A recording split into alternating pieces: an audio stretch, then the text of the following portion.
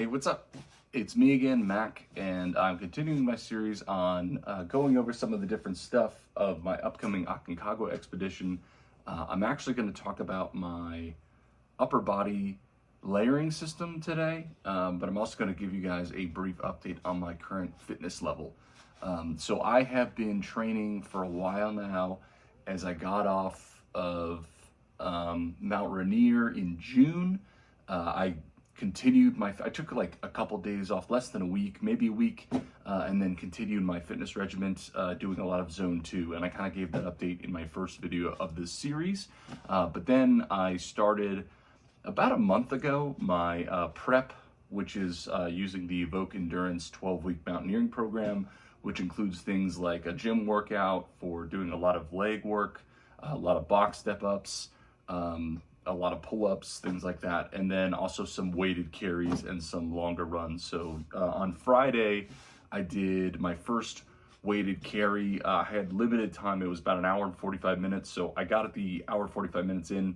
They tell you to find a steep location. Unfortunately, where I live, I don't have access to a lot of steep areas. There is a couple areas that I could get to, but they just weren't that convenient to me at the time. So I ended up going to my local gym and doing the stair climber with my, Marine Corps backpack filled with rocks. It was supposed to be about 10% of my body weight, which I was able to get to. I have a scale in my basement here, filled it up with rocks, the perfect weight, brought it to the gym, was on the stair climber for an hour, 45 minutes. And then yesterday, which was the next day, I did a 3-hour sort of hilly run where I ran through sort of heading kind of to my in-laws, and I have this really great area where I can run. It's like a gradual hill. So not as perfect as you might want, but that's what I have access to. So that's what I did. So I did a 3-hour run and I felt pretty good. I professionally, I work a lot with veterans, and a big day for me is Veterans Day. So I'm producing this video like November 16th or 17th. And, until I get through Veterans Day or leading up to Veterans Day, I'm very busy. So I was like fitting in good training, but as I got through Veterans Day, now my life is like way easier. I'm still in school, still got dad responsibilities, but a lot of my focus and attention with my sort of limited capacity outside of my sort of day-to-day responsibilities is going to be focused on training and gearing up for my upcoming Aconcagua expedition with Veteran Adventure Group. So really excited about that. So anyway, without further ado, I'm going to go over my upper body layering system. I actually have gone through a few changes. Just talking with Austin, who is the expedition lead, and some of the other guys, I'm prioritizing sort of a streamlined system that I think is going to be really effective and really good for me for the expedition, counting the approach in as well as counting the summit all the way from top to bottom. I will be bringing civilian attire or like wear out clothes for Mendoza, but I'm not going to count those within this system. This is purely like the minute we step off for the expedition, leaving Mendoza, I think we're doing a 2-day approach to get to the base camp, and then slowly acclimatizing going up to the summit push. So I'll just start with what I'm wearing during the approach in the upper body system. So I'm gonna bring 2 different sun layer hoodies. One is a sun shirt. This is a very simple, it's a Columbia sun shirt. This is like a fishing sun shirt. I've had this for a long time. It's a great little layer. I love wearing sun shirts, like button-ups, because they breathe exceptionally well. And I'm someone who runs a little bit hotter. I run really warm, but I tend to go to sleep kind of warm, and then like my body cools down quite a bit at night. So I actually get really cold. If you know me, I'm actually bringing a -4-degree sleeping bag, which is a bit overkill, but it's what I got, and that's like the warmest sleeping bag I got. I don't have a -25, I don't have a -20, so I'm not gonna buy another one. I'm just gonna bring the -40, and I bought that for Denali anyway, so it'll be a good chance to test it and see its limits. So yeah, I'm gonna bring this sun shirt mostly for the approach. The other thing that's nice about it is it can act as like a bit of a wind layer if I need it, but for the most part, I'm really planning to use this only for the approach, and I'm probably gonna dump it once we get to base camp. The other thing I'm bringing, maybe for the second day, we'll see, is this sun hoodie. I might save this for the approach out, but we'll definitely see. I run with this thing. I actually run with both of these things sometimes, because I actually think it's really important to test your equipment. I recently got this. It's a Patagonia fishing hoodie. It's super light. I love this thing. It doesn't have like the thumb loops or anything like that, and it doesn't have like a button here to close it up, but I also wear like a neck gaiter to cover my neck when it's really sunny, and I'll have like a nose guard protection. One thing about me is I'm like really sensitive to the sun getting on my face, so I'll like cake on sunscreen. I look a little bit ridiculous, but I find that I'm actually not that sun sensitive if I'm covered up.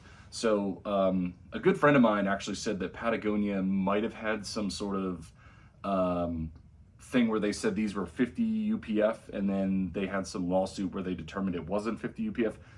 I don't know if that's true or not. I will just say that if I am having something, if I have my skin covered at all, then I'm usually pretty squared away. Even if it's like I'm up closer to the sun. I think leading up, we're gonna go from like, I think it's like 6,000 feet, maybe 9,000 feet. We're gonna go all the way up to 14,000 feet for base camp. So I need something that's gonna protect me up to 14,000 feet, which is significantly closer and more intense UV rays.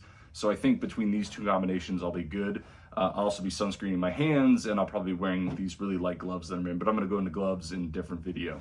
So these are my two approach. This can also act as a base layer if I need it.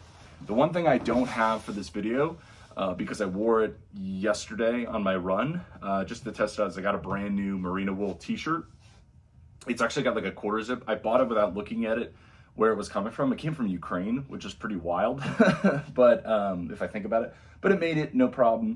It's a cool little merino wool t-shirt. I don't think a t-shirt is necessarily required for this expedition, but me personally, if I'm going to spend 3 weeks doing anything, I'm going to want a t-shirt. I wear t-shirts pretty much every single day, and I just couldn't imagine, you know, only having long sleeve. Hopefully it'll be cold enough to where it won't really matter, but there may be times where it's a little bit cooler, and I'd rather wear a t-shirt with my fleece layer over top of it, just because that's gonna be, or sleeping in a t-shirt with my sleeping bag. I just think that's gonna be more comfortable for me. So that's like a luxury item that I'm bringing, but I definitely recommend, if that's something you like, you should think about that if that's something you want to bring for a multi-week expedition like Aconcagua. The next layer I'm bringing is one of my favorite layers. It is my merino wool. It's probably between a 250 and a 280 hoodie. It was actually blue, and I dyed it red, and it came out to this maroon color. It was pretty sweet, but you can actually see like the blue trim a little bit if you look at like the zipper pockets.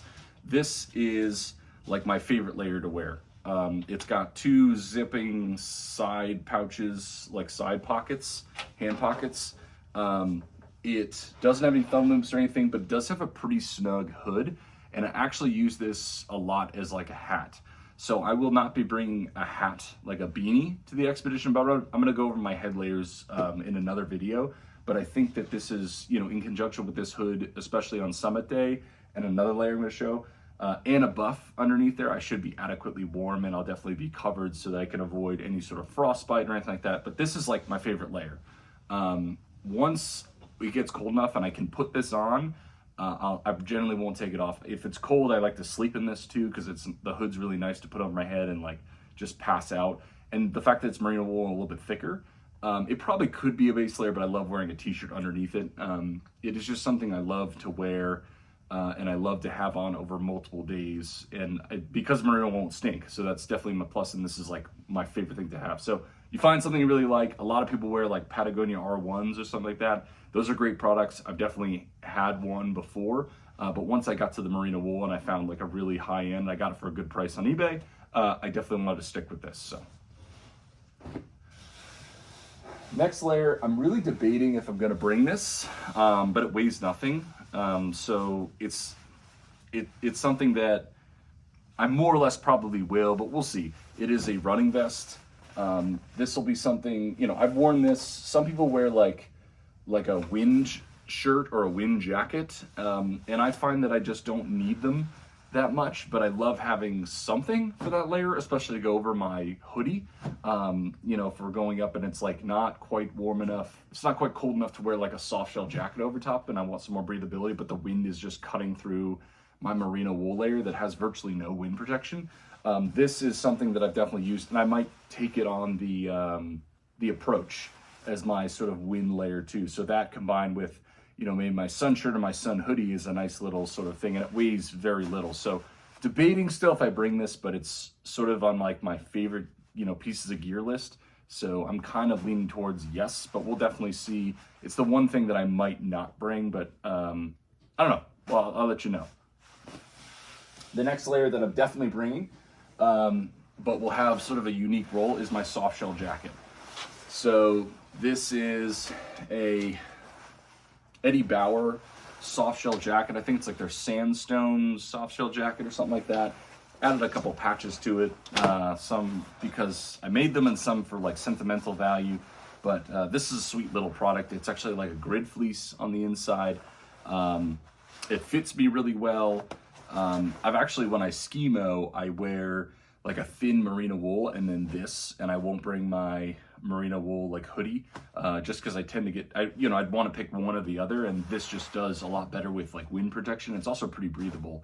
So this is something that I predict I will use for a good chunk of the trip once we get to base camp. And then when we get to Calera, which is like the last base camp, I may or may not bring this to Calera, and I may or may not drop this because it's just extra weight, and it's not, I'm going to have my hard shell, and it's not something that I necessarily need for wind protection, but we'll definitely see, because I'm going a little bit lighter, and I may want to have the extra layer just to make sure that I'm adequately warm. So it's kind of a case by case.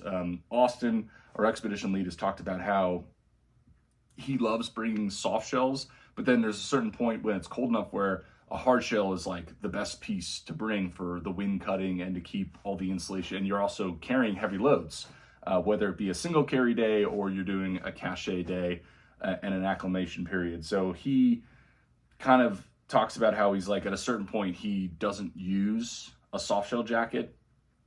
Because I'm going so light, I might end up taking this, might not past Calera, which is the highest camp, but it's going to kind of be determined on what the weather's like and how I'm feeling.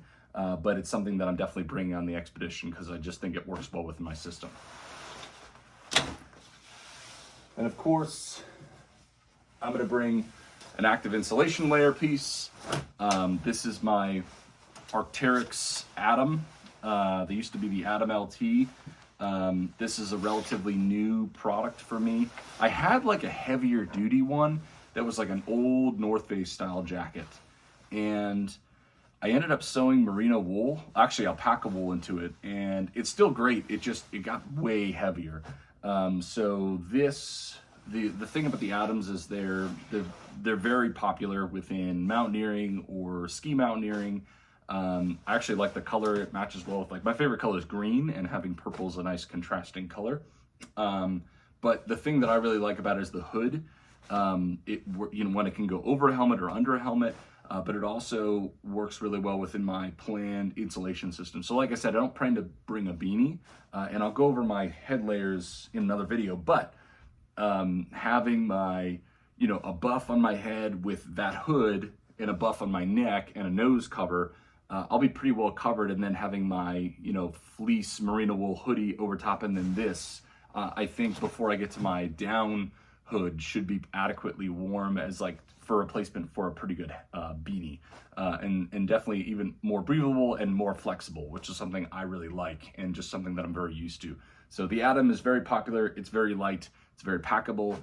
This is also the piece of gear that I'll probably end up bringing on the approach as my insulation layer, just because it's so light, and pound for pound, it's like a great product, and it's synthetic, so it handles wet, rain or snow really well. And for the weight that it is and the amount it packs down, it's definitely a really high quality product. So really excited about bringing that. This will be the first time using any Arc'teryx product. I could never afford them.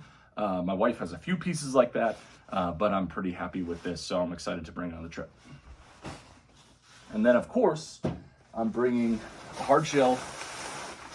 This is it's an Eddie, actually it's an REI product. I think it's called the Storm Bolt, or something like that. It's a cool little hard shell. It's a 3-layer Gore-Tex hard shell jacket. This is their version of the Arc'teryx. I think it's like the Beta AR, but it's like, there's like not shortcuts, but they took higher quality material and put it in like the shoulders and the chest and the upper back, and then they put like lighter, thinner material, or probably cheaper material, and on like the lower parts in certain areas that don't get a lot of friction. But it's still a 3-layer Gore-Tex jacket, and also I would say the zippers and the cinch points are a little bit cheaper, but it's worked really well for me, and it's not that heavy. It's probably a 14-ounce shell. It is a double XL because I'm a little bit bigger. But Aconcagua is particularly known for very cold summits, and that's due to extreme wind.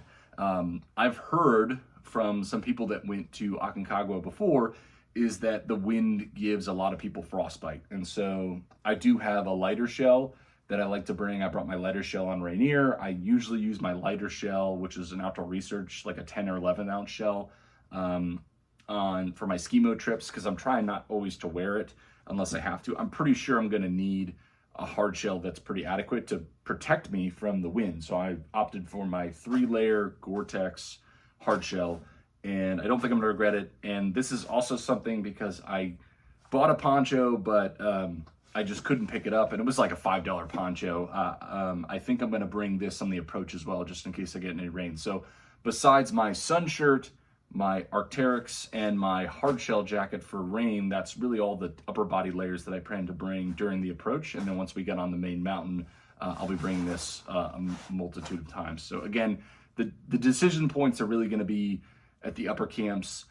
Does it make sense? If the wind's pretty severe, do I wear my soft shell jacket or do I wear my hard shell jacket? If the wind's pretty severe, I'm definitely gonna, as someone who's climbed in the Northeast and particularly like the Mount Washington and the White Mountains, like all those different White Mountains, the wind can really kick you in the butt. And you know, you can have like a base layer, a good mid layer, and a hard shell, and it can be pretty cold. But if you're actively moving and you got a really good hard shell protecting you, then you're pretty set. And that's why I'm probably, gonna probably wear this a lot more than I'd like to. But it's just a necessity within this kind of mountain.